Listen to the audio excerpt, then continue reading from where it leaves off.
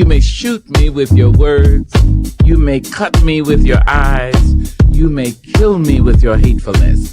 But still, like life, I'll rise. I refuse to accept the view that mankind is so tragically bound to the starless. Put your hands together for the host of Black NewsBeat, Leslie Avila. Hello. Thanks to the live audience here. Thanks to those who are watching. Feliz mes de la herencia hispana. Happy Hispanic Heritage Month! Now we're Hispanic, we're Latinos every day. This month is just another month, but this month we're just celebrating a little bit more. I get to be a little bit more saucy. I get to have a little bit more attitude, so we love it. Thank you to the Black NewsBeat and Dr. Kamika Campbell for inviting us to take over for the show again. So we have some amazing guests for you, but right now first, we will sweep the streets for some local and global news.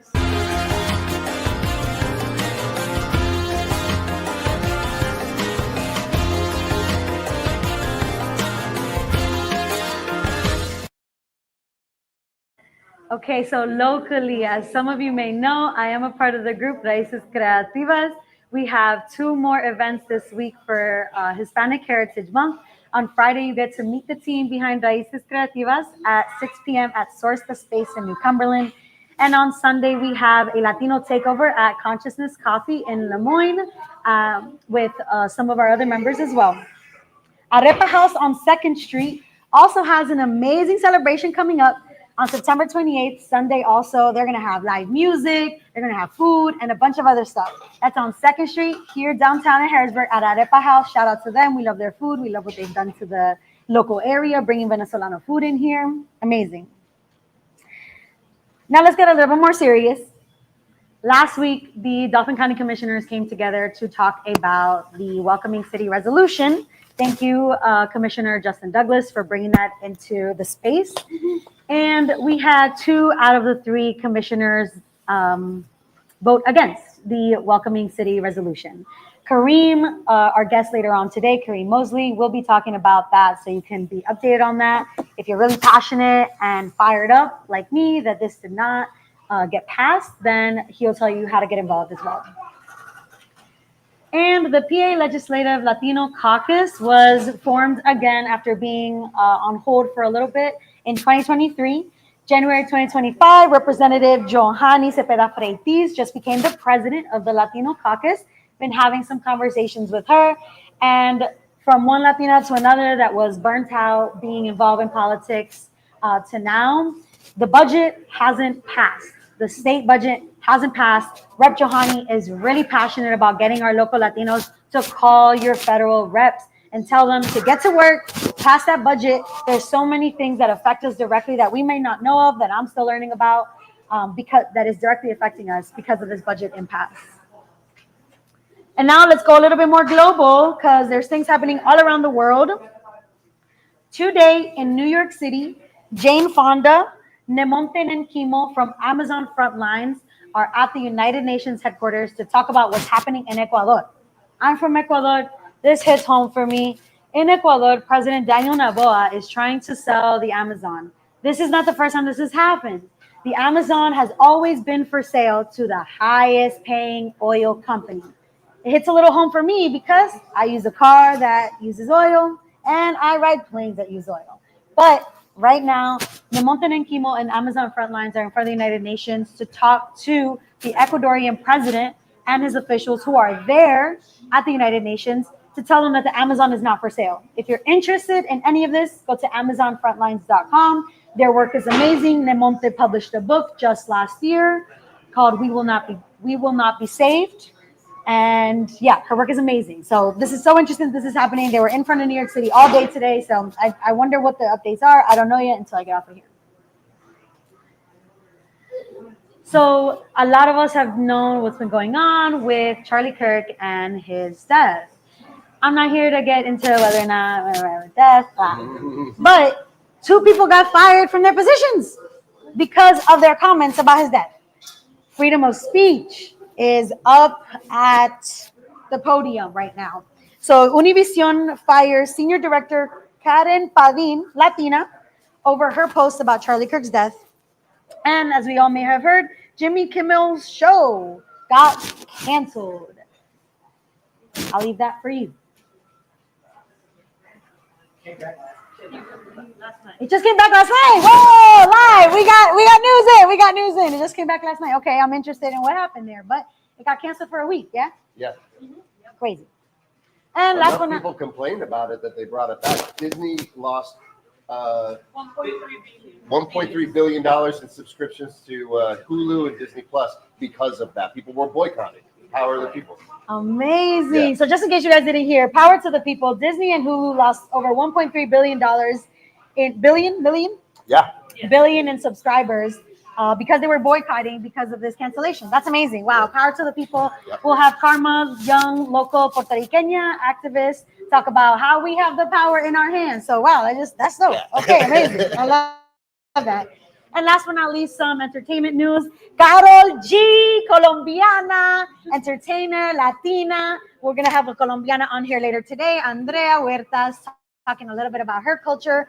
But Karol G just became the first Latina artist that's about to headline Coachella. Shout out to her. Bad Bunny 3 years ago was the first Latino to headline Coachella. So that's super cool. Love that. Love her music. And Papa Salatusa, if you guys know what that is. So that's our global and local sweep in the streets. Thanks for catching up with the news. And we'll be back here in a second with our first guest, Carlos Centeno Villa.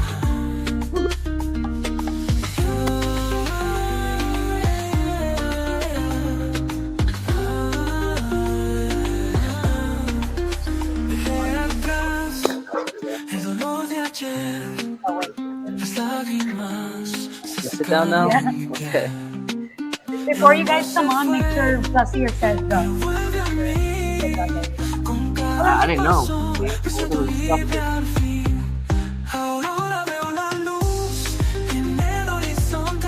Helen Peguero is a Latina teacher with a specialization in bilingual special education. With a passion for supporting children from immigrant families, she helps them embrace their identities amidst the diverse cultural landscape of the U.S. Her bilingual children's book, Elena and Her Curly Adventures, aims to teach young readers the importance of self-love and acceptance. Through her work, she empowers children to celebrate their uniqueness and thrive in a multicultural world. To purchase Elena and Her Curly Adventures, you can visit Amazon or www.helenpeguero.com.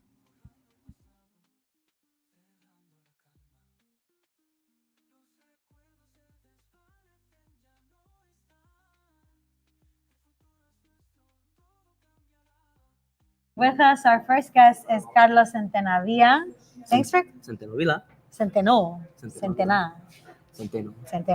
Thank you. Thanks for coming out here today with me. Pleasure to be here. Appreciate it. So tell us a little bit about where you're from, what's your title, and where are you from? Where are you from? So born Caguas, Puerto Rico. Okay, Caguas. So then raised in Guaynabo, San Juan. So we're like right at the border. So I went to school in San Juan, but lived in Guaynabo, so we're that close to the border. And then from there, moved to the States when I was 9. Moved several places, been to New Jersey, lived in Pennsylvania, lived in Florida, and then moved back to Pennsylvania. So right now I'm from living in Lebanon, PA. I've been there now for almost 20 years. And currently I'm a social creative director for a multicultural marketing ad agency called Color and Culture located in Harrisburg. Woo! And that's okay. Shout out to being alive. I love it. So that's how we met. You were working at Color and Culture, and I was working with, I do work with Notoria Marketing Design and Solutions. So we first were working on a campaign called Sorry Not Sorry, where I heard a little bit about your personal story. We are friends now, and I'm so excited to just share your story. But the Sorry Not Sorry campaign, you were the social creative director.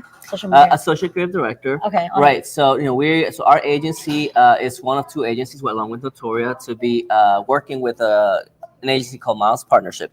And so together we collaborated on doing a Pennsylvania tourism campaign targeting. So we have 2 audiences. One is a Latino audience, which we're not talking about right here right now. That has not intersection, right? Okay, that's right.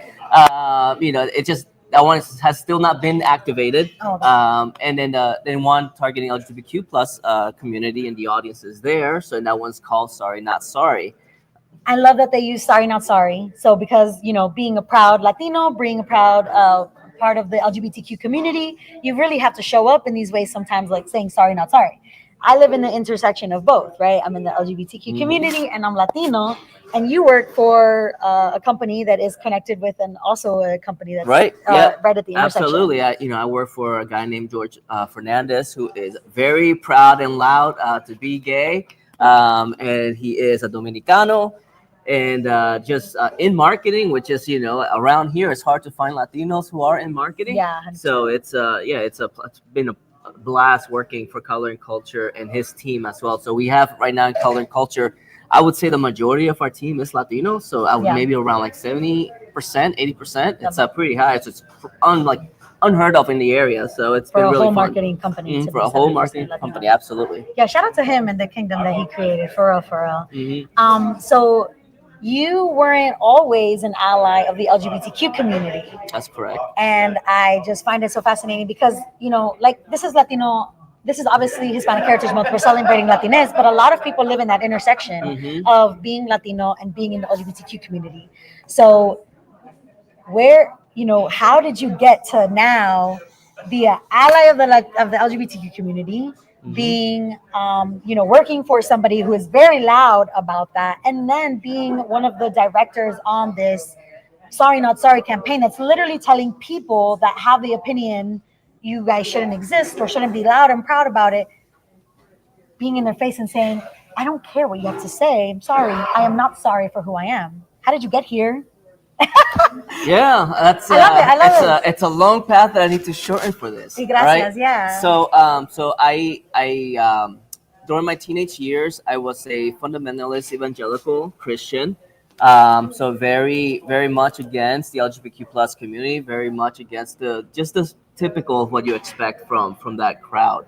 Over time, my views started to change once I started realizing as a Christian, you profess that Jesus is love, right? Like that's what you hear. We welcome everybody. And so it wasn't jiving for me that the church that I was a part of was welcoming everyone. It was only welcoming some people. And then to me, as I began thinking about what love meant, I started realizing that even for myself, I was being hypocritical. That I myself wasn't being welcoming. And even though you see in the Bible these stories of this Jewish brown man, let's know that he's brown, not white, right? Jewish brown man, who's probably short, the time period, everybody was so short. But he was talking to women, which was, a big deal back then, right? Giving them positions within his movement, which would have been unheard of back then. Leadership positions. Talking to the tax collectors, which were not seen. Well, it's probably as today. We're not seen as in the most positive light. And so, he and the Pharisees, who were very religious people at the time, did not like that. So anyways, that did not align with me in terms of where we said we love people and then yet we shut them down. So over time, it just changed over for me. And eventually I got to the point where, I think God is okay with the community. I think he accepts us. And I believe, and I know this is going to be controversial even for me as a Christian to say from others, I believe that God has created for multiple sexualities, for multiple beings of people, that it's all part of creation. There was no just a separation. I love that so much. And, growing up a Latino in a strict Catholic, a Latina growing up in a strict Catholic household, like when I first brought my girlfriend to my parents' house, well, when I first told them that I was gay and I was in a relationship, they I said words that I don't know how I was able to forgive them, but I did. And we're friends. My parents are cool people. I love them to death. But being in that intersection of Latino and LGBTQ isn't always easy. So you have kids now too. And so as a Latino parent and as a half Latino household, your wife is not Latina. Right.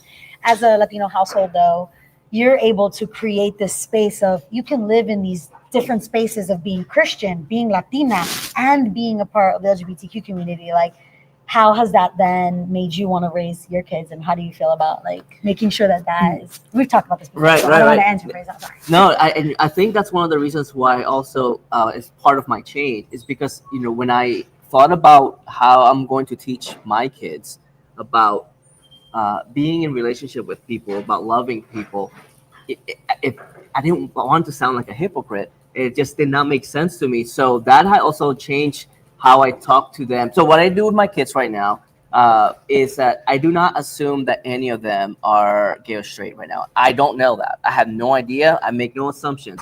So if I say anything that they're interested in somebody, I just say, whenever if one day you get you find a partner that you're into, right? One day you meet this person.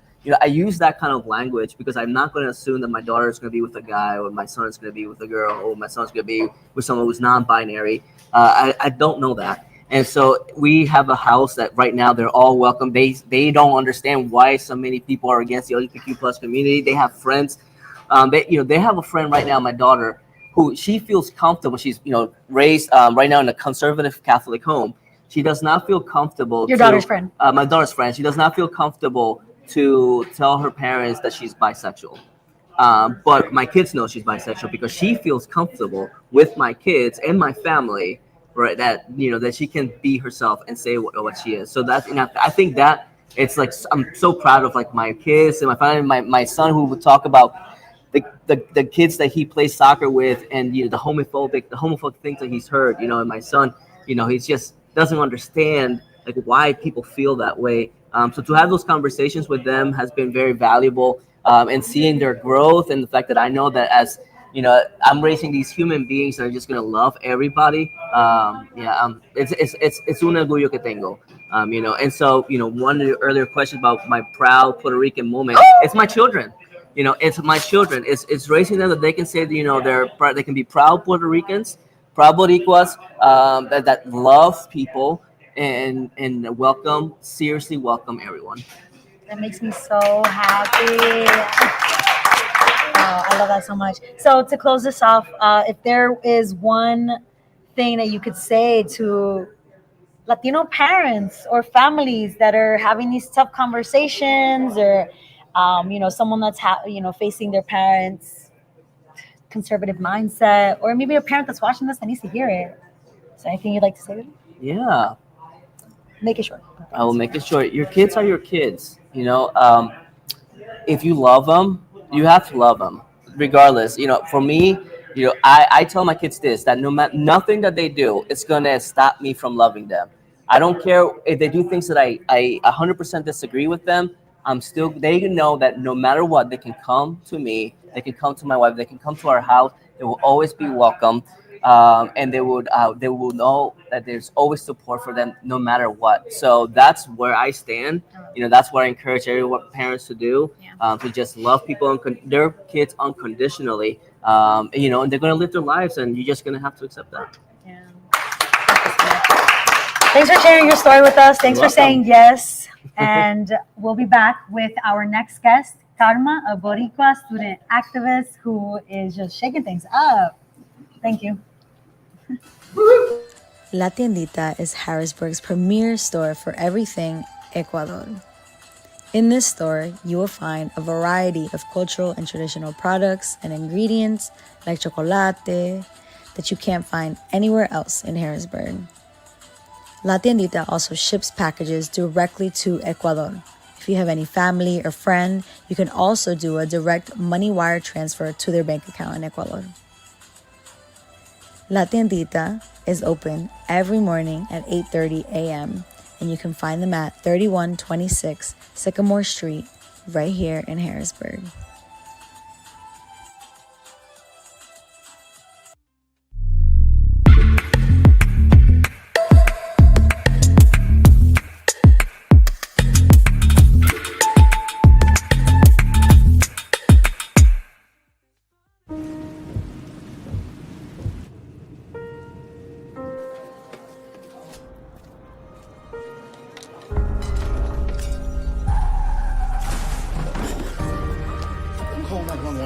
just gonna apply some pressure, okay?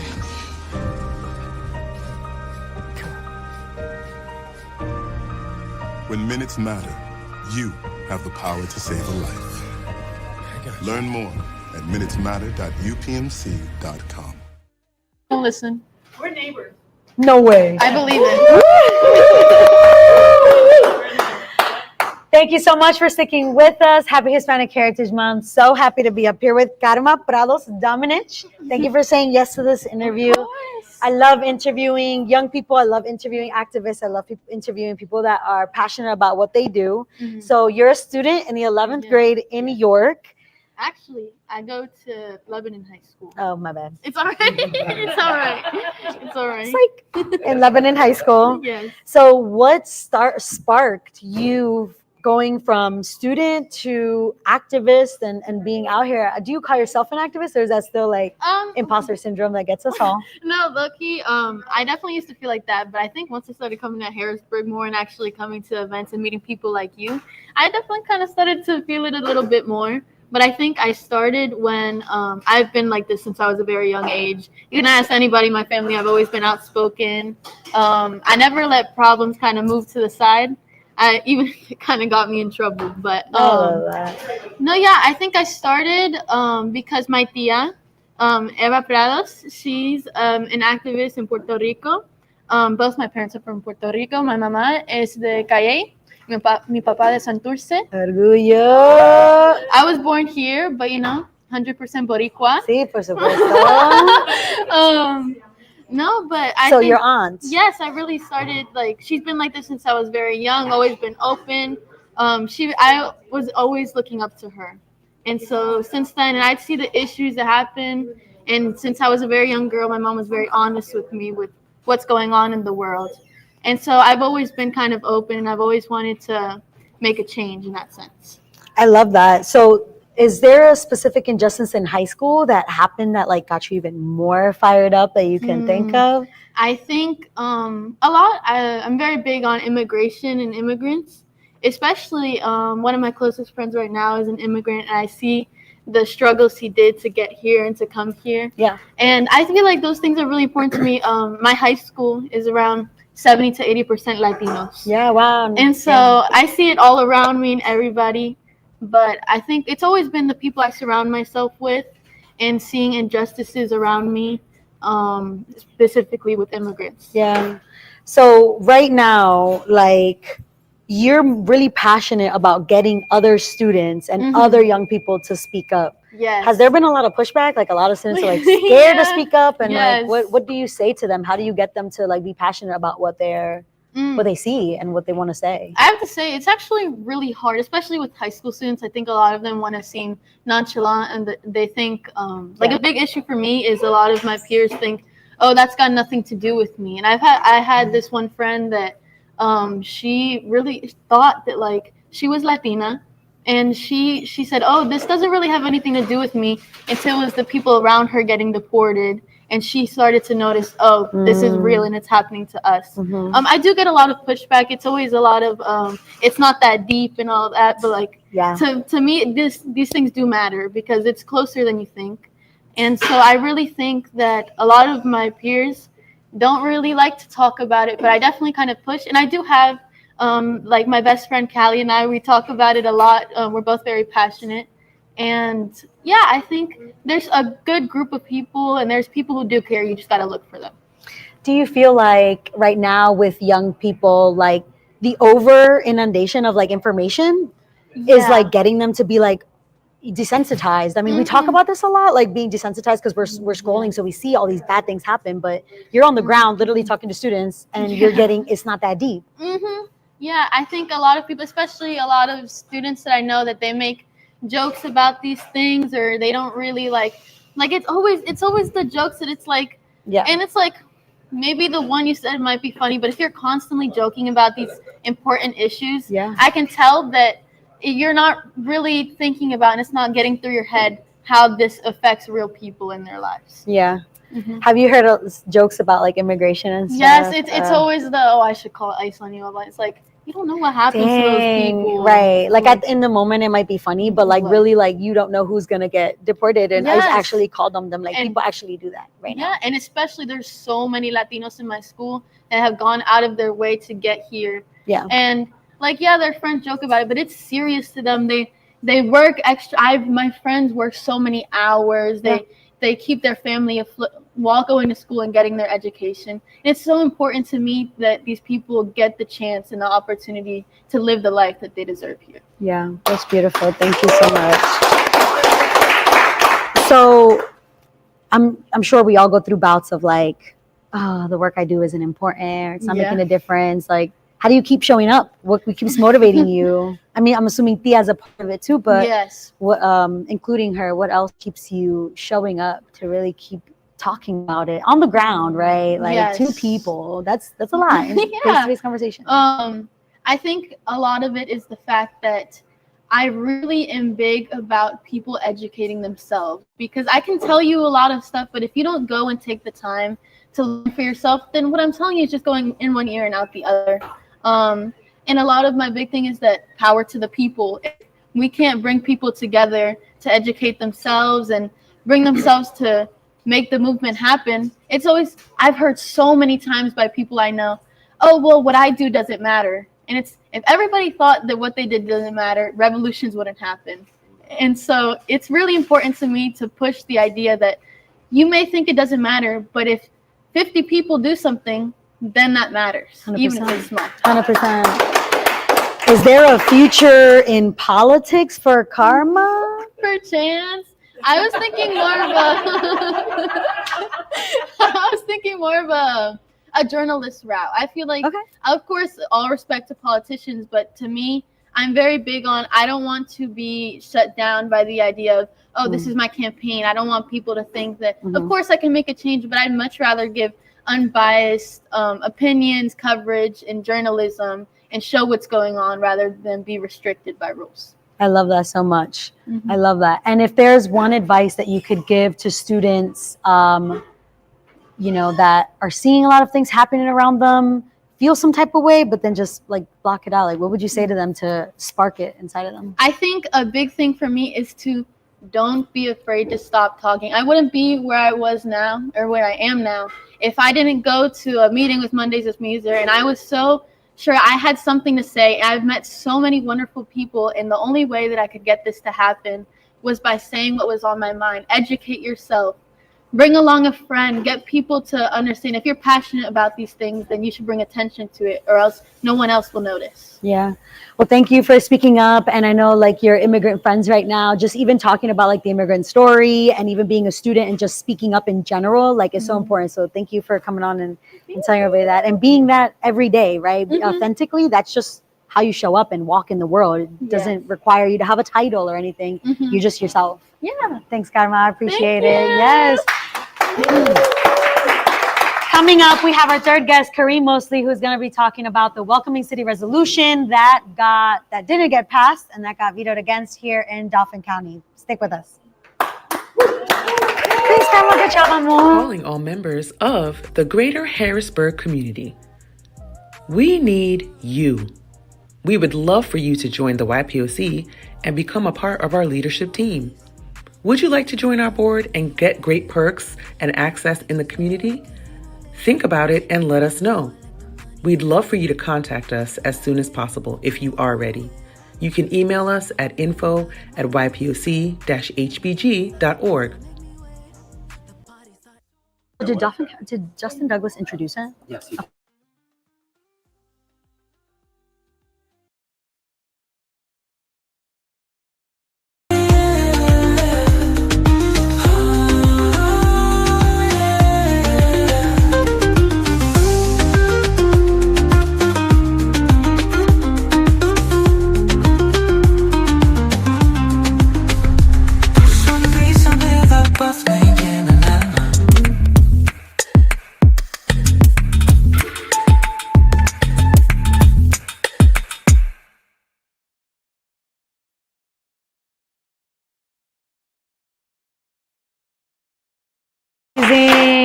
Such powerhouses, really emotional stories, powerful stories. And we have Kariem Morssy with us here today to talk about the Welcoming City Resolution.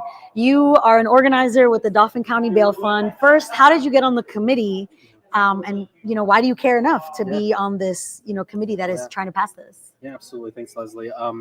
Well, for one, I just want to thank the coalition that we built around this. It was CASA, the Pennsylvania Immigration Coalition, Rural Organizing, as well as the Dauphin County Bail Fund that came together and built a lot of advocacy. We worked really hard to even make the resolution or what it would have been to kind of make something that makes sense and that limits ICE collaboration with it. At the time, there had been a lot happening with ICE detainments in Dauphin County. People were seeing enforcement in the street. And we recently learned that at the time of having this conversation, there were 145 enforcement actions in Dauphin County. What kind of spurred the action was the detainment of 14 or 15 of our Nepali neighbors back in May or something of that nature. And we learned I remember this. And we learned that 70 of those detainments came through the prison. So having a Welcoming County resolution would have limited the county's ability to collaborate with ICE authorities and to actually make that happen. What we see across the country is the counties and places where police work with ICE is where more ICE enforcement activities are happening. And this resolution, so you guys drafted up the resolution, this coalition that came together because of what was happening. And when you see police collaborating more with ICE, there is more ICE detainments. So how did this Welcome City resolution, how was it going to combat that specifically, if you could break it down? So essentially, the county commissioners have the authority, they're the sole contracting authority. They have to determine who we contract with. So ICE is currently contracting with multiple jails throughout the state, jails are allowing ICE to use their cells for immigration detention, essentially. And that has happened here in Dauphin County Prison. Tragically, Chow Feng-ji, who was a Chinese national, was picked up, held in Dauphin County Prison on an ICE detainer and a cash bail, and ultimately was taken to Moshannon Valley Detention Center in Pennsylvania, which is a for-profit private immigration detention facility, where he died just days later.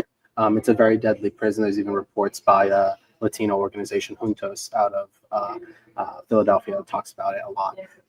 And so we recognize that there's a pattern that we can disrupt, and that our carceral systems, the system of cash bail, our prisons, are being used to enable that. And ultimately, it's not the county's responsibility. County and local governments don't have a responsibility to enforce immigration law, and we're actually inviting a lot of lawsuits. The Berks Sheriff's Department got sued for participating in ICE. So we're really opening ourselves up to losing a lot of money if we continue doing this, if that argument matters more than the humane one. Right. And the Welcoming City resolution then would have limited this collaboration, or would we were trying to ban ICE from being inside of these prisons? So they could not use our prison to detain people. The county employees could not communicate with ICE.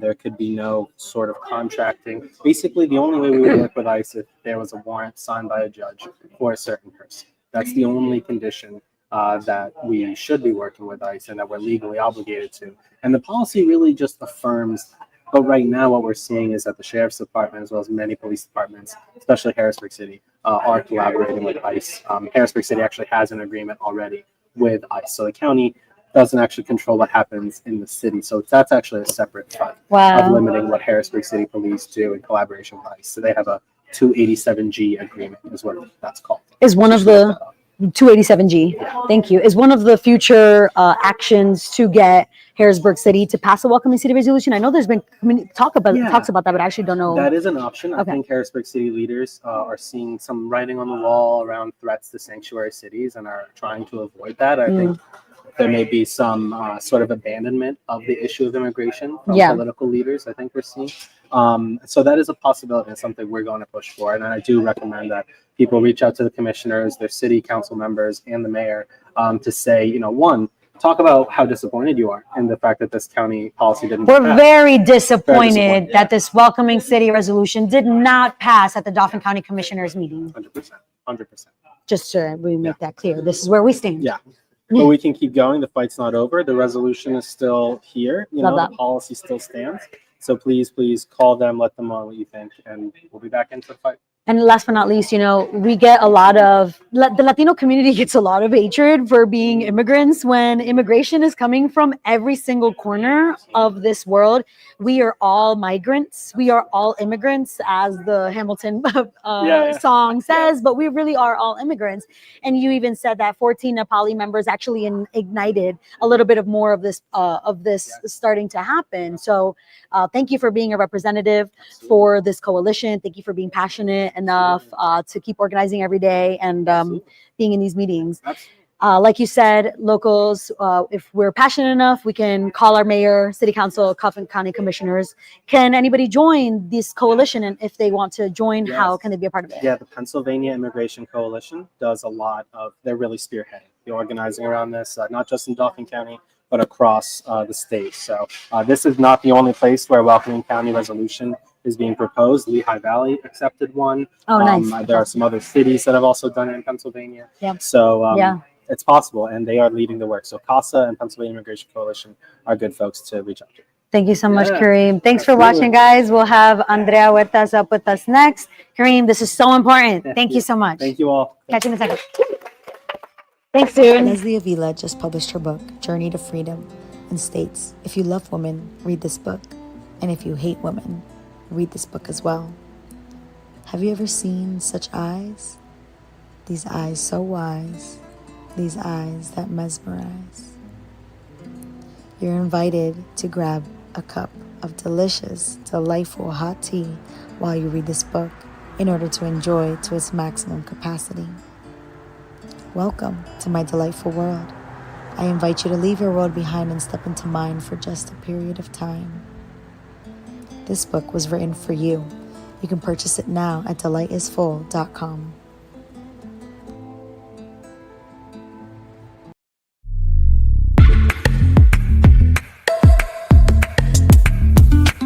Borrando el pasado, dejando la calma. Los recuerdos se desvanecen, ya no están. El futuro es nuestro, todo cambiará. Ahora veo la luz en el horizonte. El amor renace, el corazón responde. Ya no hay dolor, solo esperará. Un nuevo comienzo, una nueva danza.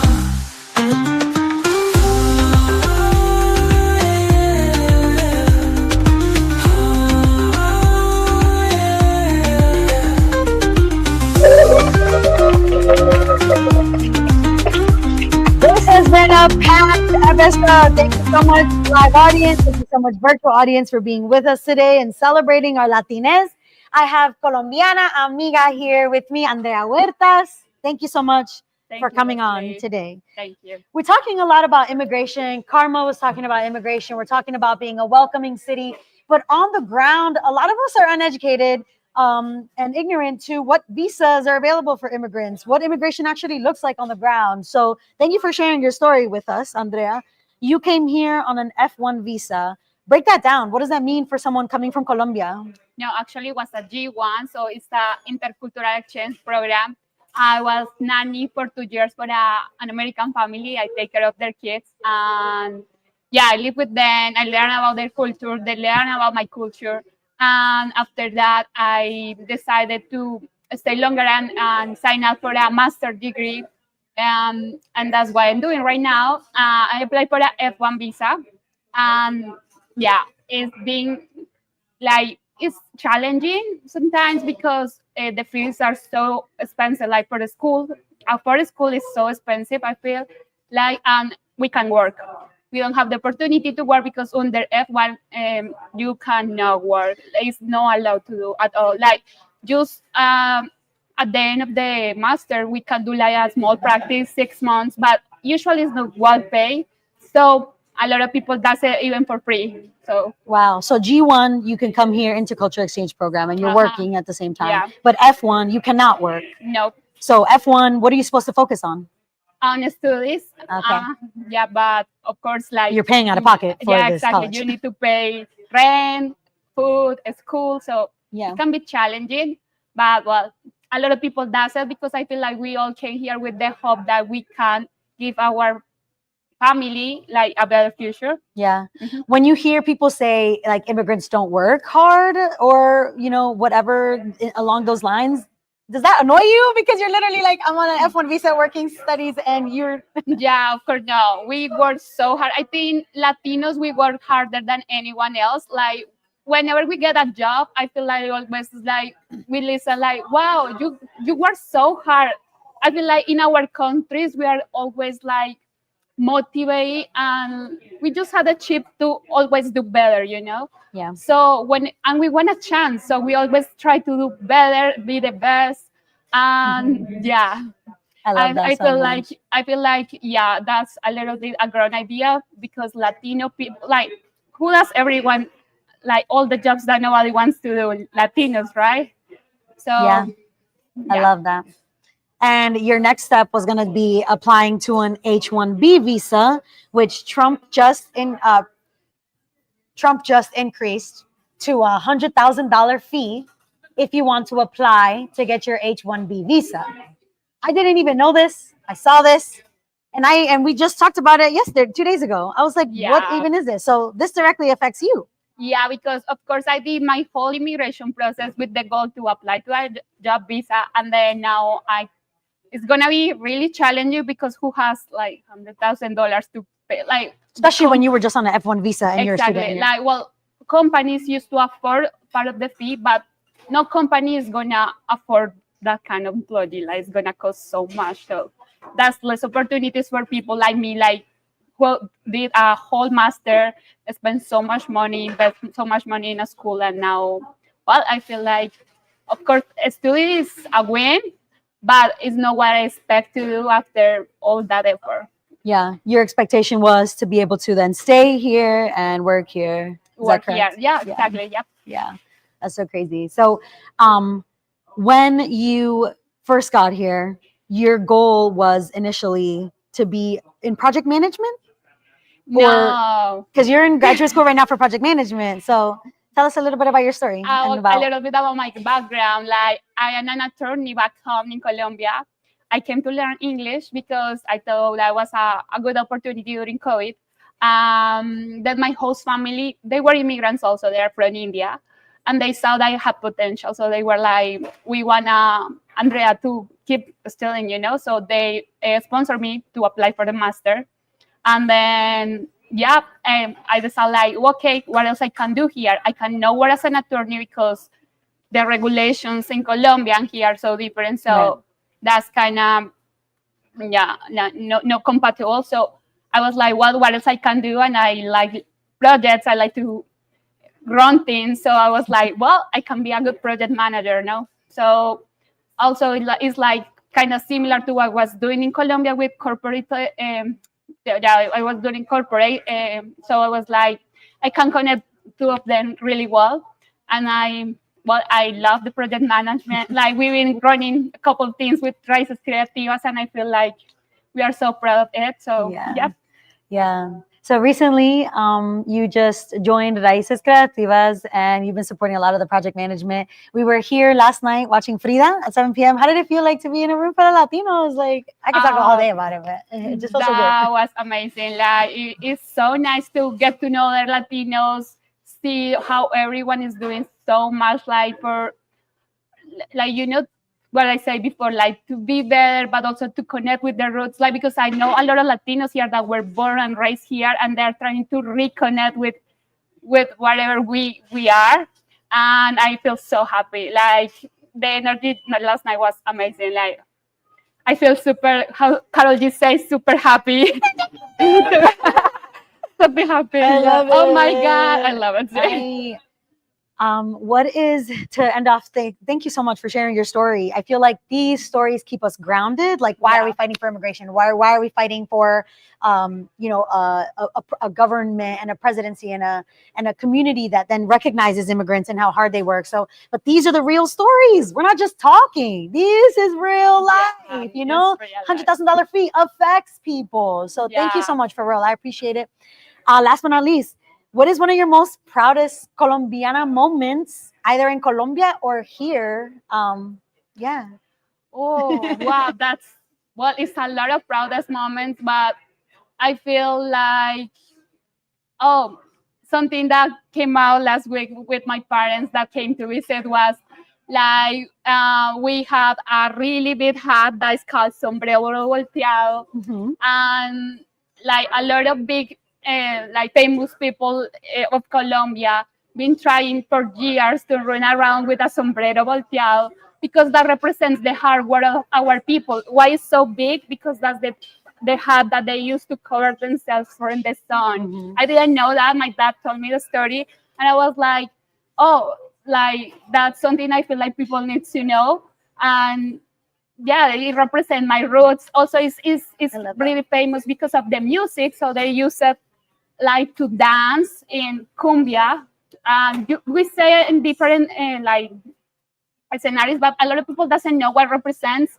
So I feel like that's one of the biggest things that we have, and a lot of people don't know. Of course, we have a lot of artists, like Karol G, I'm Juanes. Juanes es colombiano. Yeah, Carlos Vives. Oh, verdad. No. And well, art. Like I feel like we are really like proud of our artists, and also our I feel like when I go to the grocery store, sometimes I feel also so proud to see like how much of what we eat organic is from Colombia.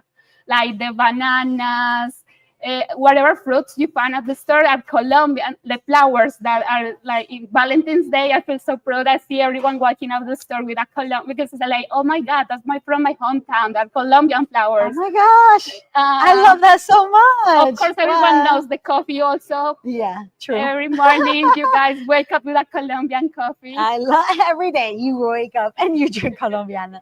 I love it. Gracias, Andrea. No, it's been amazing to be here. Thank you, Leslie, for the opportunity. Thank you for sharing your story and keeping us grounded in why we do the work we do. Thank you. In a second, I'll be back to wrap up our show. Feliz mes de la herencia hispana. Stick with me. Hola, ¿qué tal? Mi nombre es Néstor Romero. Nuestro objetivo es el servicio a la comunidad que desea tener su casa propia. Contar con un hogar es muy importante para nosotros, por ello estoy preparándome cada día más para servirles con todo profesionalismo y responsabilidad para que ustedes y mis clientes se sientan satisfechos con mi trabajo. Junto con mi equipo estamos listos para prestarles todos nuestros servicios. Nuestro equipo puede orientarles y llenar sus expectativas de todas las personas interesadas en comprar y vender una casa. Cuentan con mis conexiones, inspectores, prestamistas, constructores y carpinteros quienes están dispuestos a hacer realidad sus sueños. Sí se puede.